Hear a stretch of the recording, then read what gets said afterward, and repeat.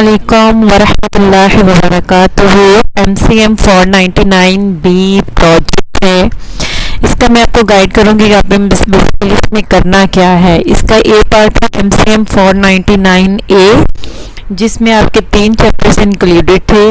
और इसमें जी आपने ये करना है, अगर आपका इंस्ट्रूमेंट टूल क्वेश्चनर अप्रूव हो चुका है तो उसमें आपने डाटा कलेक्शन करना है गूगल फॉर्म के थ्रू आप इजीली जो है वो डाटा कलेक्ट कर सकते हैं।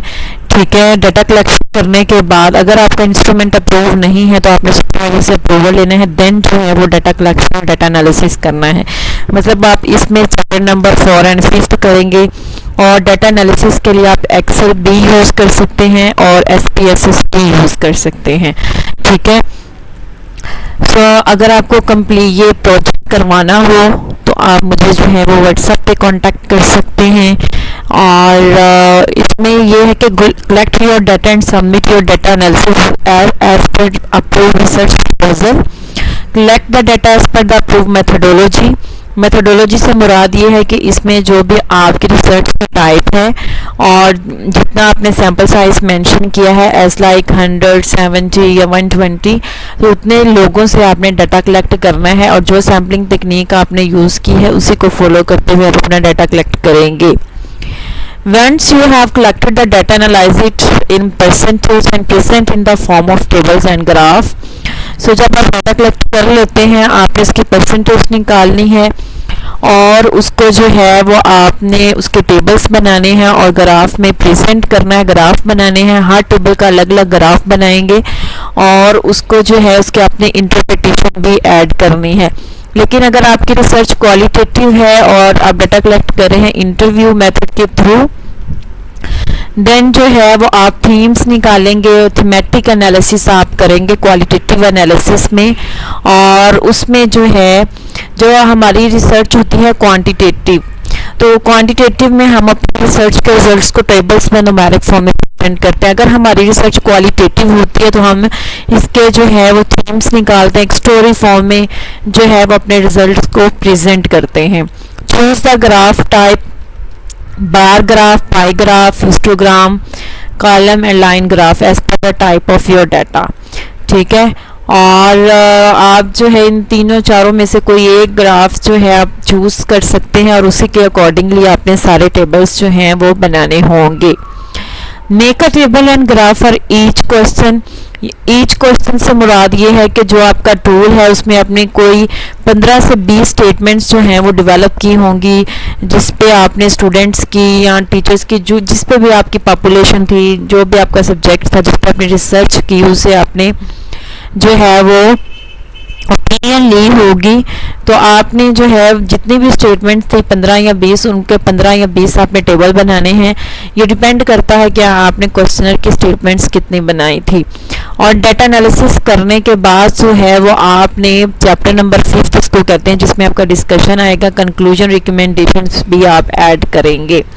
अच्छा, नेक्स्ट जो है ये फॉर्मेट गिवन है, इसमें जी ये देखें, ये स्टेटमेंट है जो भी आपका जो स्केल है, लिकर्ट स्केल, आप यहाँ पे मेंशन करेंगे और देन जो है आप यहाँ पे परसेंटेज बताएंगे। ये वैसे ओवरऑल उन्होंने बताया हुआ है, आप ये वाला टेबल भी ऐड कर सकते हैं और जो है वो हर स्टेटमेंट का आप अलग अलग टेबल ऐड करेंगे और बाद में आप ये भी ऐड कर सकते हैं। ठीक है, तो इस तरह से आपने वो परसेंटेज और ये आपने जो है इंटरप्रिटेशन राइट करनी है इस तरह से। और ये आप इस तरह से जो है वो यहाँ पे स्टेटमेंट लिखेंगे और यहाँ पे जो है आपने जो भी आपके पास टेबल आया है, जो भी आपके पास फाइंडिंग्स आई हैं, उसके अकॉर्डिंगली आप ग्राफ बनाएंगे। ठीक हो गया। और नेक्स्ट जो है ये चैप्टर नंबर 5 है, जिसमें आप डिस्कशन लिखेंगे अकॉर्डिंग टू योर ऑब्जेक्टिव। अब ठीक है, इसमें यह है कि नेक्स्ट जो है डिस्कशन करने के बाद आपने जो भी ऑब्जेक्टिव सेट किए हैं आप उनके अकॉर्डिंगली ये डिस्कशन और फाइंडिंग के अकॉर्डिंगली आप डिस्कशन लिखेंगे और उसको जो है प्रीवियस रिसर्च से रिलेट करेंगे।